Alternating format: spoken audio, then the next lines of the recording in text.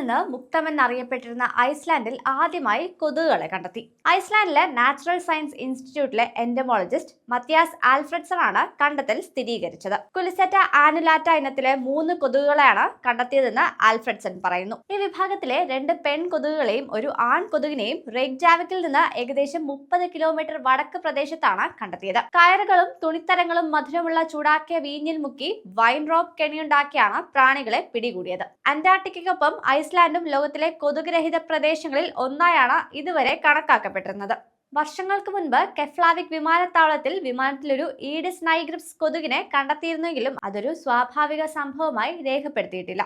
ഒരുപക്ഷെ കപ്പലിലൂടെയോ ഷിപ്പിംഗ് കണ്ടെയ്നറുകളിലൂടെയോ ആയിരിക്കാം കൊതുകുകൾ രാജ്യത്ത് പ്രവേശിച്ചതെന്ന് ഗവേഷകർ പറയുന്നു. വരുന്ന വസന്തകാലത്ത് പ്രാണികൾ പടരാൻ തുടങ്ങിയിട്ടുണ്ടോ എന്ന് പരിശോധിക്കാൻ കൂടുതൽ പഠനങ്ങൾ നടത്തും. വളരെ തണുത്ത കാലാവസ്ഥയെ അതിജീവിക്കാനും താപനില 0-ന് താഴെയാകുമ്പോഴും നീണ്ട ശൈത്യകാലം സഹിക്കാനും കഴിയുന്ന ഇനങ്ങളാണ് കുലിസെറ്റ അനുലാറ്റ സ്പീഷീസുകൾ. വ്യത്യസ്ത പരിസ്ഥിതികളിൽ പ്രജനനം നടത്താനും ഈ സ്പീഷീസിന് കഴിയും.